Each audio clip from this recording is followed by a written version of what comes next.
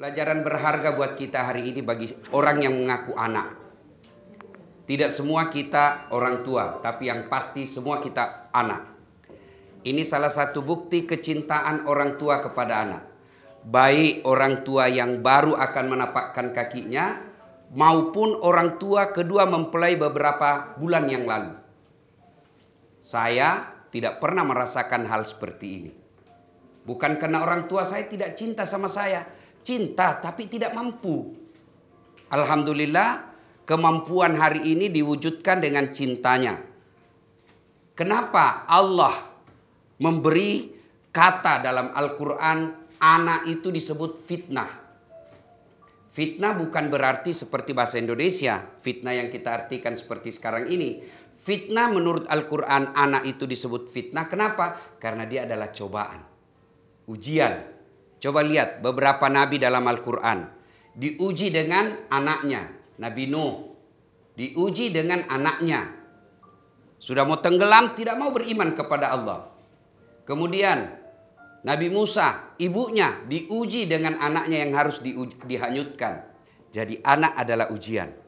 Ujian buat apa? Buat orang tua. Kalau dia berhasil mendidik anaknya, maka insya Allah anak ini akan menjadi investasi dunia sampai akhirat. Saudaraku yang hadir di tempat ini, kira-kira kalau ibu bapak meninggal siapa yang doakan? Istri? Suami? Kalau ibu-ibu meninggal siapa yang doakan? Suami? Enggak, dia kawin lagi. Ya kan? Siapa yang doakan? Anak. Coba seorang polisi kalau ditugaskan ke tempat yang tidak nyaman, sejak dari lahir sampai jadi polisi di Jakarta berkeliaran. Begitu ditugaskan dapat daerah perbatasan yang banyak musuh, banyak konflik di situ.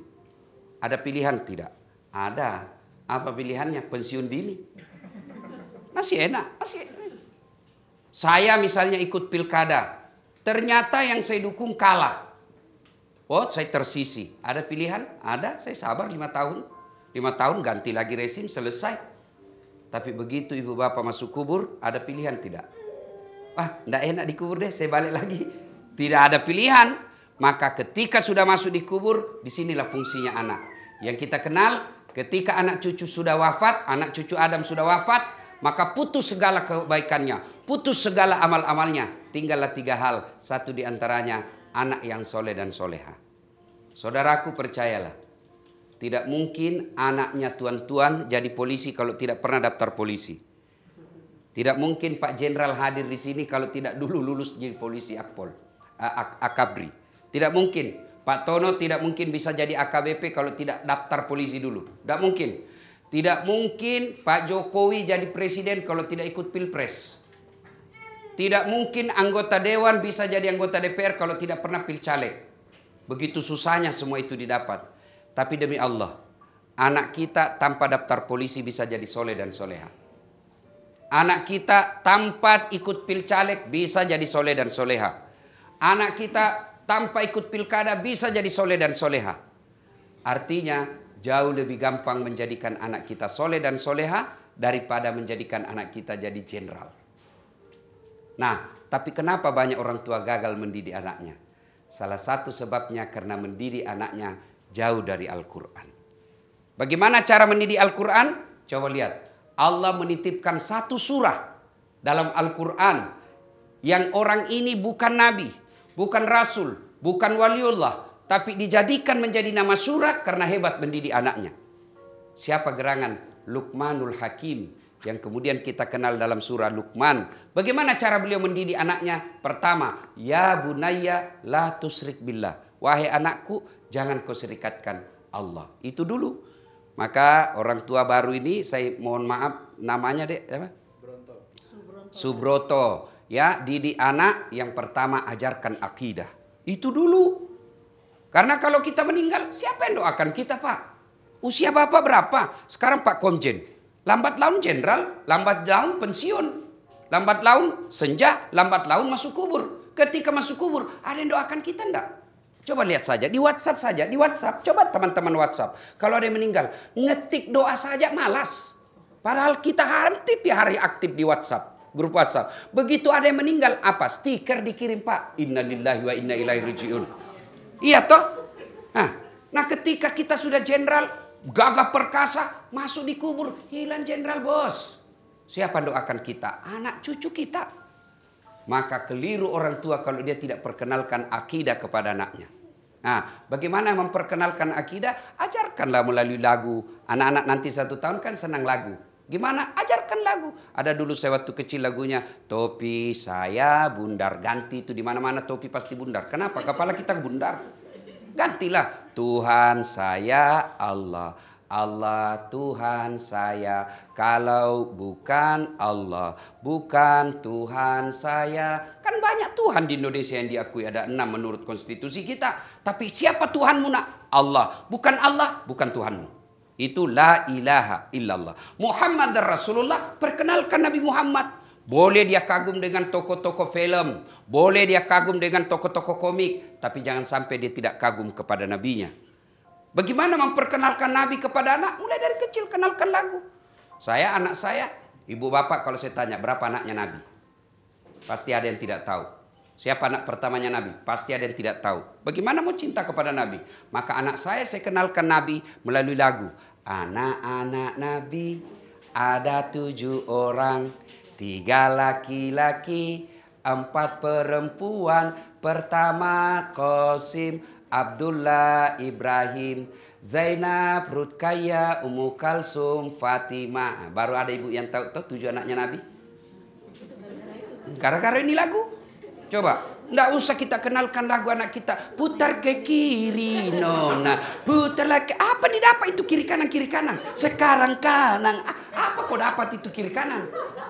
Jangan ketawa, saya serius ini. Ya, kenalkan lagu akidah. Nggak usah diajari lagu dulu kita waktu masih kecil. Pu ami ami belalang kupu-kupu, siang makan nasi, kalau malam minum susu. Mana kupu-kupu makan nasi? Lagu hoax. Ya, nah ini fungsi ibu. Ibu, saya tahu sekali orang Jawa itu memperkenalkan adat budaya melalui lagu-lagu.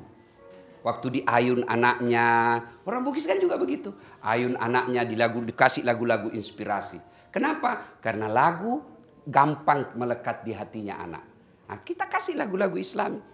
Ya. Nah, yang kedua, menurut bagaimana cara didik ini siapa ini? Sean. Gimana cara mendidiknya, Dek? Ini bukan dasar Quran. Diajarkan lagi, anakku, jangan kau berjalan di muka bumi ini dengan sombong. Itu dulu. Potensi sombong. Karena kedua orang ini orang kaya. Tidak ada orang miskin sombong. Kalau sudah miskin sombong lagi, kalau kau saja jadi setan. Ya, bapaknya, kakeknya jenderal, kakeknya sebentar juga akan jadi jenderal. Oh, luar biasa. Kasih tahu, jangan kau sombong nak dengan polisi. Kau masih hebat sekarang karena bapak kakekmu polisi. Kalau rezim berubah, polisi di bawah naungan Mendagri, jadi Satpol PP. Itu kan tergantung pemerintah saja. Sekarang memang polisi masih gagah perkasa. Tapi begitu pemerintahan kita ganti lagi undang-undang, polisi dibawa naungan Kemendagri, ya jadi Satpol PP. Saya Satpol, sudah itu aja kerjanya Pak. Maka jangan, karena kita kadang kala lihat bapaknya yang jenderal, anaknya yang perintah semua pegawainya, anak buahnya bapaknya. Jangan ajarkan kesombongan. Demi Allah, tidak ada orang sombong yang sukses. Yang ada akan dimaki dan akan ditinggal. Itu dulu. Yang ketiga, ajarkan lagi ke anak kita dari kecil. Nah, di mana saja kau berada, apa saja kau lakukan, maka pasti Allah tahu. CCTV ada batasnya apa? Matikan lampu dari luar, selesai. Tapi CCTV-nya Allah, rakit dan atid, dimanapun kita. Nah, ibu bapak, saudara-saudara sekalian, banyak lagi tata cara mendidik anak, tapi waktu yang terbatas. Terakhir, jangan lupa doa. Doa. Ya, caranya gimana? Itu ada doa dalam Quran, diajarkan Allah yang langsung ajarkan kepada Ibrahim alaihissalam, pendek sekali, pendek. Doanya gini, Dek. Allahumma rabbi habli minas solihin. Itu doa yang diajarkan Allah kepada Ibrahim, sehingga Ibrahim itu dikenal melahirkan anak dan cucu-cucu Nabi. Itu Ibrahim alaihissalam. Apa doanya? Allahumma rabbi habli minas solihin. Ya, tapi jangan doa di status. Mudah-mudahan anakku jadi soleh. Sibuknya itu Tuhan mau baca statusmu. Di mana? Di mulut langsung. Gimana misalnya ya, Dek ya? Misalnya lagi disuapin nih. Ya, disiapin makan. Ayo nak, Rabbi habli minas sholihin. Dibangunkan tidur, bisik telinganya, Rabbi habli minas sholihin. Ditidurkan, usap-usap kepalanya, Rabbi habli minas sholihin. Disampo lagi, dimandikan, usap-usap terus kepalanya, Rabbi habli minas sholihin. Dan doa dari si Sean ini paling abdal dari ibunya. Bapaknya abdal, tapi lebih abdal ibunya. Maka ibunya yang harus banyak doakan. Anaknya diayun. Kan enak sekarang ibu-ibu, enggak sama ibu-ibu dulu. Ayun sekarang bisa ada remote.